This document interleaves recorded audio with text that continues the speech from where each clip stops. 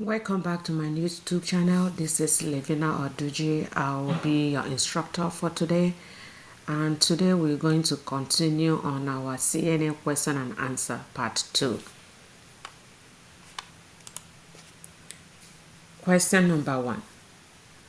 When performing mouth care on an unconscious resident, it is important to remember 1. The unconscious resident can swallow and spit. The unconscious resident does not need their mouth accessed. The unconscious resident may still be able to hear you when you speak. All unconscious residents have very tender gums. In this question, I know you already know the answer. That is number C.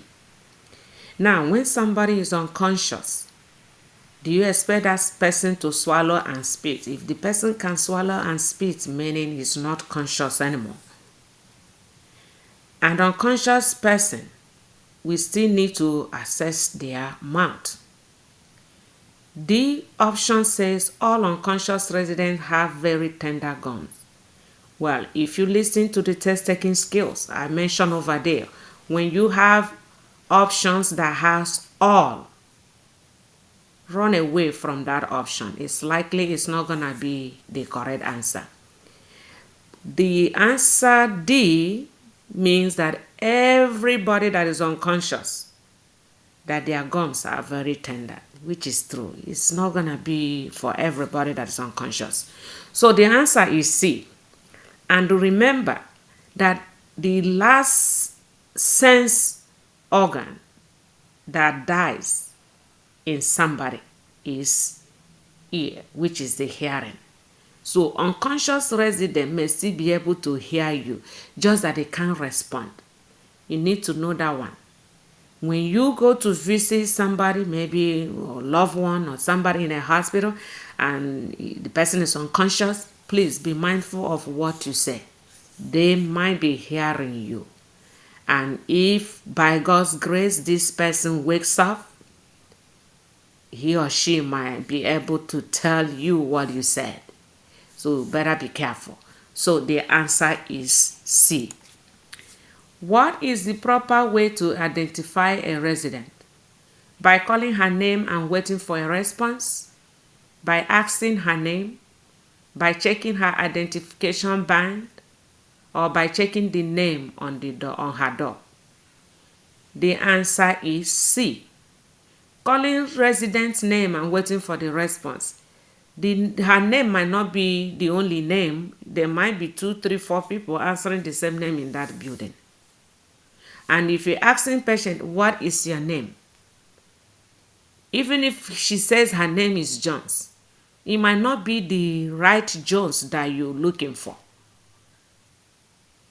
By checking the name on her door, again, you might have so many residents with the same name. So that would not be the best proper way to identify. So the answer is C, by checking her identification band. Some people might say, but in a nursing home, they don't have an identification band. Yes, but this is the correct answer. If it's in a nursing home, nursing home keep their staff most times on the same unit. So if you walk there the first day, the second day, the third day, I'm telling you, you'll be able to know all your residents. So the answer is C. Your charge nurse is forcing a resident to take his medication. What will you do? Do nothing because she is your supervisor? Or tell another CNA? Report it immediately to the director of nursing? Or none of the above? Yes, I know your nurse is your supervisor. You don't want to tell on her. But this is forcing a resident to take his medication. Resident has the right to refuse medication or refuse her care. So she must not force a resident to take medication if that resident do not want to take it. So you need to report that thing to your director of nursing. So the answer is C. A CNA is keeping track of a resident's intake and output for the day. Which of the following must be reported to the charge nurse? You are keeping track of intake and output, meaning you are recording how much the person drink for the day and how much the person put out urine for the day. Now, the resident has not urinated in 6 hours. The resident refused his meal. The resident asked to use a bedpan, and the resident only eats half his lunch. If the resident only eats half his lunch, yes, you have to document that he ate half. The resident asks to use a bedpan. Is that why you need to go report to the nurse that the resident want me to help her with bedpan? The resident refused his meals. Yes, we'll still have to report to the nurse that the person didn't eat, but in output for somebody who didn't urinate for a period of 6 hours, your shift is just 8-hour shift. For the whole 6 hours, nothing in that bag. The person have not called you to use the restroom. You think it's not something you need to report to the nurse? That means something is going on with that person's urinary system. Or maybe that person is also dehydrated and there is no urine coming out. You need to tell the nurse so that the nurse can take proper action. The answer is A. Which of the devices below can help prevent contracture? If you remember on part 1 of this question and answer, we have question about this contracture. So, is it brace, hand roll, autoclave, fracture pan? Now, let's remove C and D. We have A and B as our options. The brace is used, to correct somebody's posture. Hand rolls is used to prevent contracture.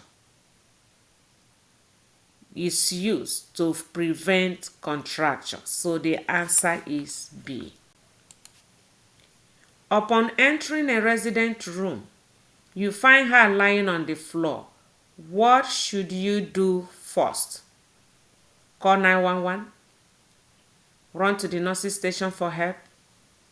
Try to get the resident onto the bed. Shake the resident and ask if she's okay. What will you do?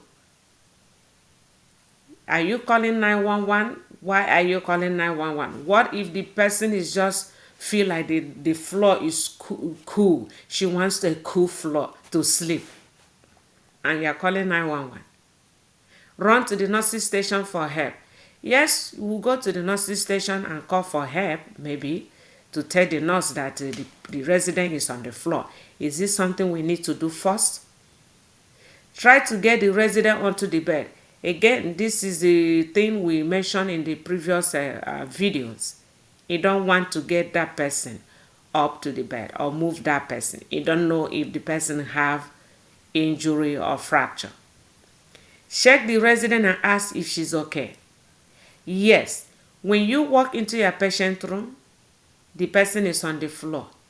Before you call 911, before you even call for help, you want to find out what is going on with this person.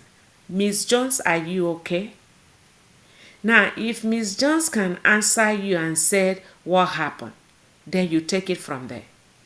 Now you want to find out, is she responsive or not responsive? That will determine the next action to take. So the answer is what? D. And now, remember, you've done CPR. This is what you need to do when you find your person on the floor. You ask if that person is okay. If the person is not responsive, you check for breathing, you check for the pulse. If none of those is there, you start CPR and call 911. So the first thing you need to do in this question is to ask that patient if it's okay. Mrs. John is in a wheelchair. She keeps attempting to stand up. The best way to ensure her safety is use a seat belt to strap her in. Use a lap buddy. Use a wheelchair alarm. Use a tray table so she can get up. I know you will choose the right one here. A, B, and D, all these are restaurants, and the resident has the right to be free from restaurants. The only option here that makes sense and is the right answer is C. When you use the chair alarm, what that chair alarm does is, when Miss Jones tries to get up without help, that alarm will sound and the staff will know that, oh, Miss Jones is trying to get up, then you attend to her. Sometimes when that alarm sounds, you will see them, they will sit down and they will not try to get up again. So A, B, and D are restraint, and you don't have to restrain what? Your resident.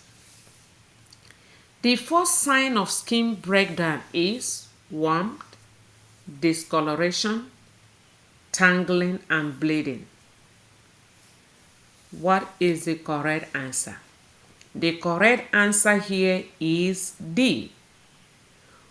When you taking care of your patient, the reason we say we should reposition our resident at least every 2 hours is to avoid skin breakdown. When the skin is breaking down, the first thing that shows up is discoloration. In a fair skin, you will notice red discoloration. In a dark skin, you will see purple discoloration. And this one, in nursing, when they are staging the pressure ulcer, this one is considered what? Stage 1 ulcer. Pressure ulcer. Then you have to report to your nurse if you notice any of these discolorations. Now the answer is what? B. You are giving mouth care on an unconscious resident. What is the best position for the resident to be in to prevent aspiration? Remember the word unconscious. A supine position, Fowler position, with the head turned to the side or laying on the back. Remember what the word aspiration is. You don't want the person to swallow his or her spit because the person can choke on it. So the best position for this is C. If it's a conscious person, alert and oriented, conscious person, you can put that person on a Fowler position. But somebody who is unconscious is with the head turned to the side to prevent aspiration. A conscious person can spit out when you ask him or her to spit. So a Fowler position is the best position for those people. For this question, the answer is C. Mr. Jones does not want to go to bed. You should make Miss Jones go to bed. Tell Mr. Jones it's time for bed and put him in bed. Let Mr. Jones stay up and ask if he would like to talk. Tell Mr. Jones and Mr. Jones the doctor says it's time for bed. Which one is the correct answer? The best answer for this question is C. You don't want to force Mr. Jones to go to bed. Everybody must not go to bed at the same time. If he decides to stay up for some time, you cannot force him. The best thing to do is let her stay up, ask if he would like to talk, what he wants to do. This is the best option.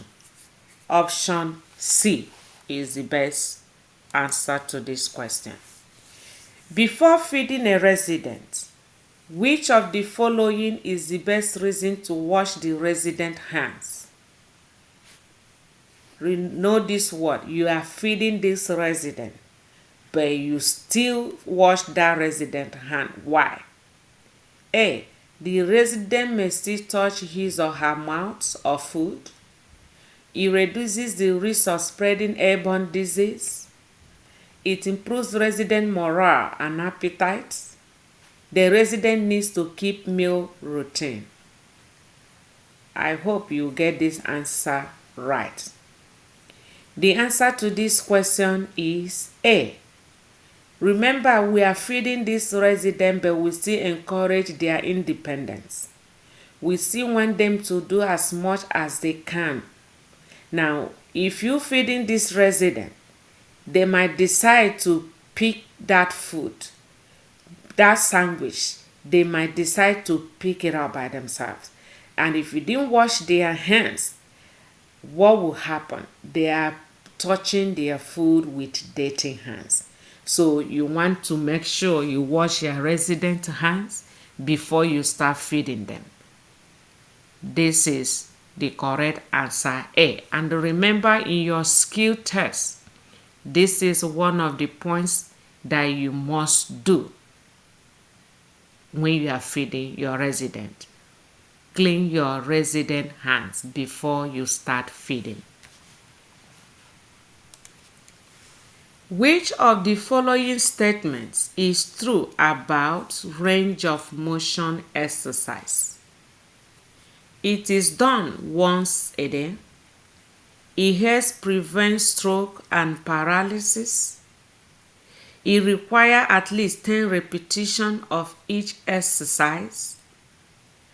They are often performed during ADLs, such as bathing or dressing.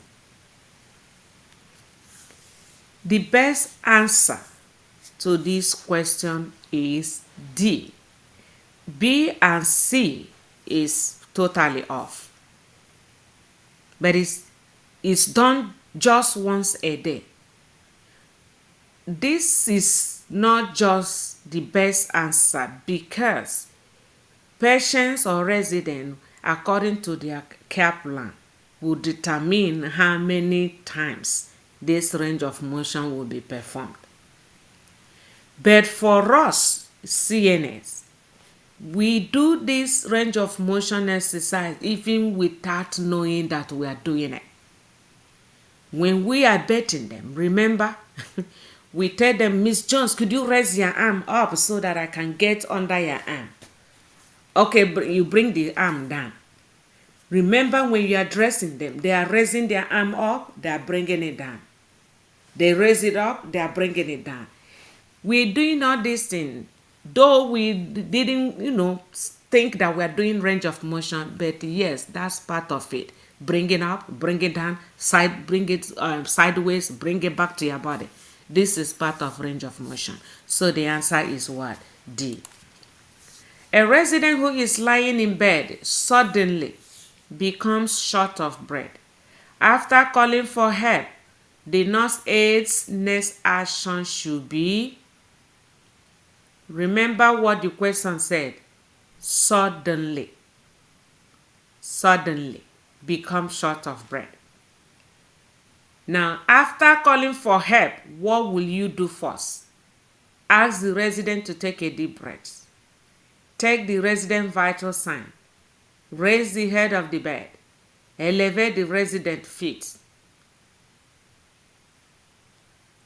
What do you do first after calling the nurse? The next thing you have to do is to raise the head of the bed. Raising the head of the bed will make this patient to breathe better. After you raise the head of the bed, then you might ask the person to take a deep breath.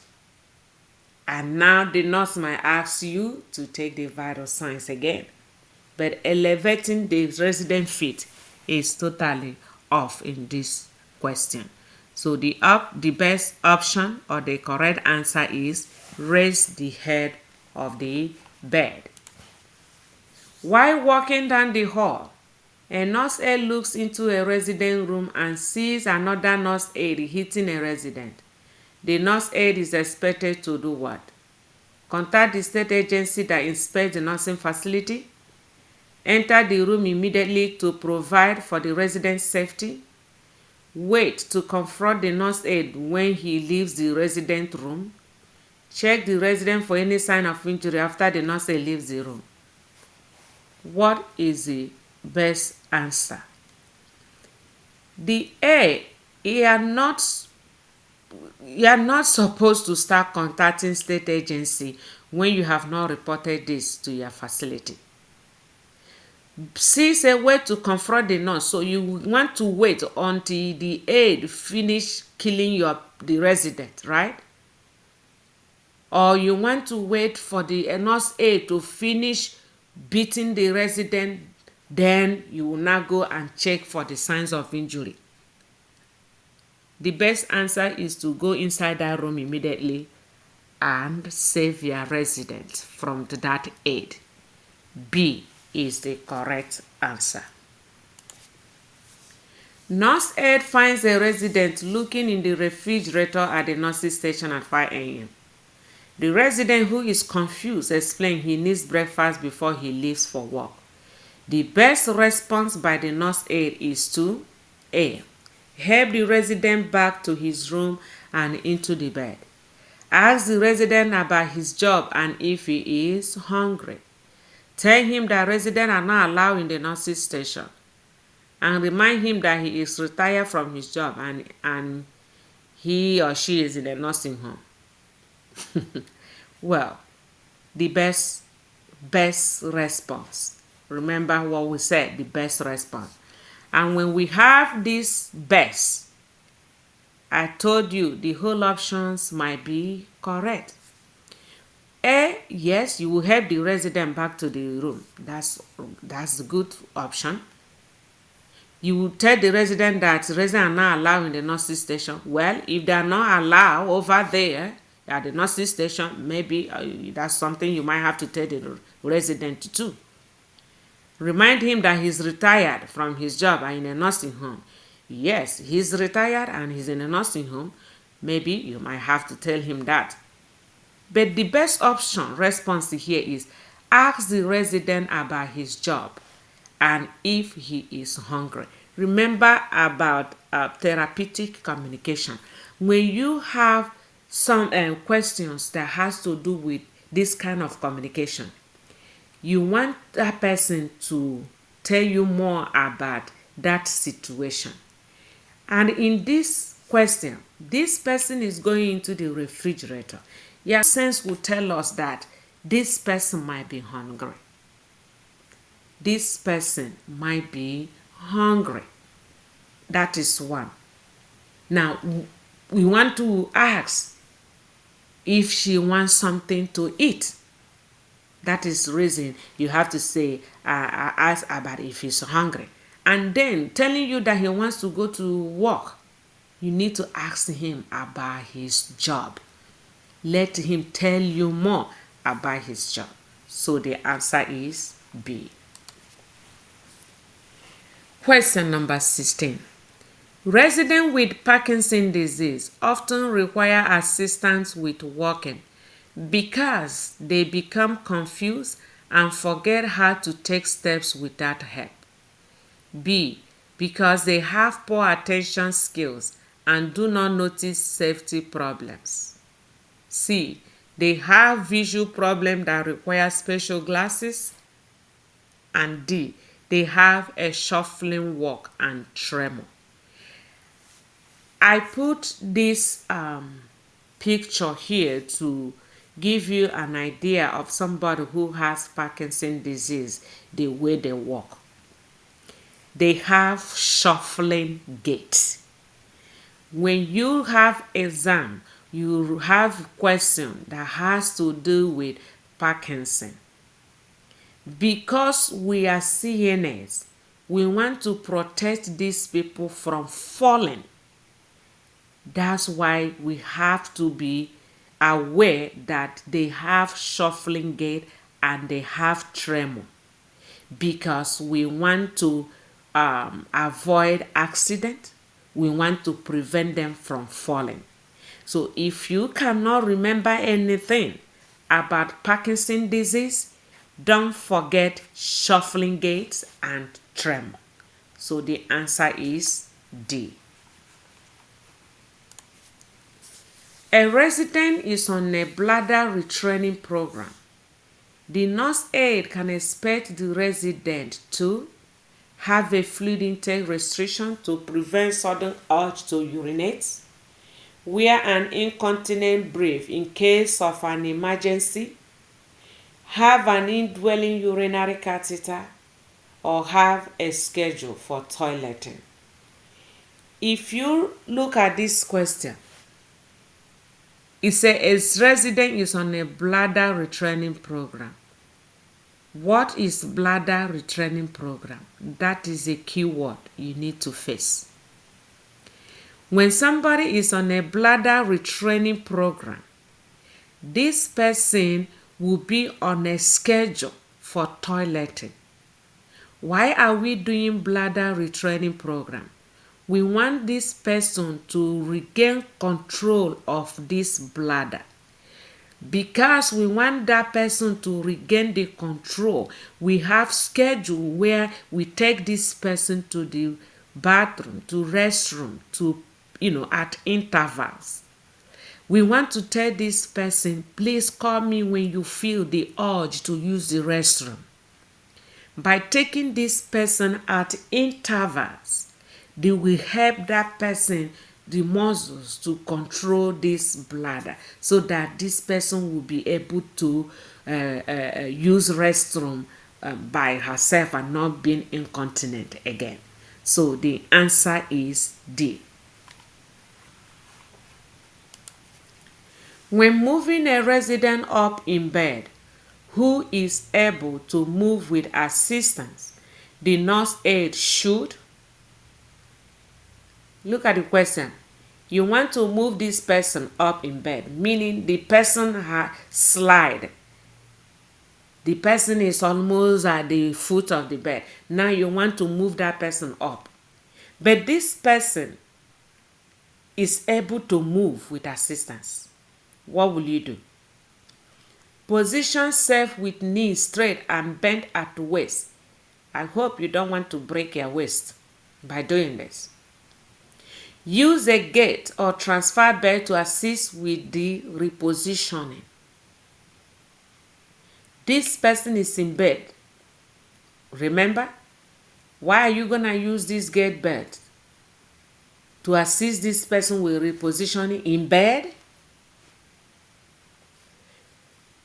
Pull the resident up, holding onto one side of the draw sheet at a time.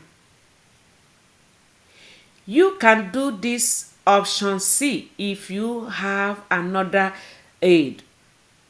If you are two CNAs to help this patient, one on each side, then you can have this draw sheet.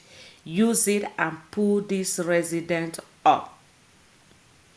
If you are by yourself and remember this person can help, you need to tell that person to bend the knees and ask him or her to push with her feet.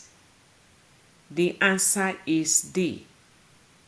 You can do C if this person cannot do anything, but you have to need assistance with another aide to be on the opposite side so that you can pull this person up with draw sheet. There is no gate belt in pulling this person up.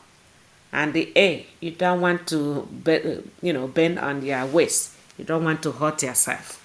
So the answer is D.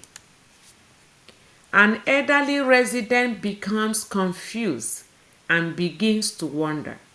The nurse aide should restrain her to prevent injury, orient her to time and place, tell her family about the behavior, report her behavior to the charge nurse. What will be the best option here? You don't want to restrain this person. You're only walking around, maybe trying to exit the door. Orient her to time and place. Remember, the person say is now confused. The person is now confused. Tell her family about the behavior. Allow the nurse to do this. Report her behavior to the charge nurse. This is the best option. Remember, this person just becomes confused. That means there is something going on. What is cause of this confusion? And remember, the reason you want to tell your nurse, because this is what? Changing condition. This person ordinarily or prior to this time wasn't confused. He just became confused. So it's a new thing. You need to report to your nurse. Now your nurse has to do maybe call the doctor, get order. The first thing they need to do is to check this person for UTI. Remember, confusion can be a sign of UTI in elderly. After that, maybe they can take it from there. As a CNA, your job is to report to the nurse for this change in this resident. Dangling a resident's leg over the side of the bed is done too. Make sure she is able to sit up first. Give her time to put on her shoes. Prevent decubitus ulcer. Prevent orthostatic hypotension. Which one is the correct answer?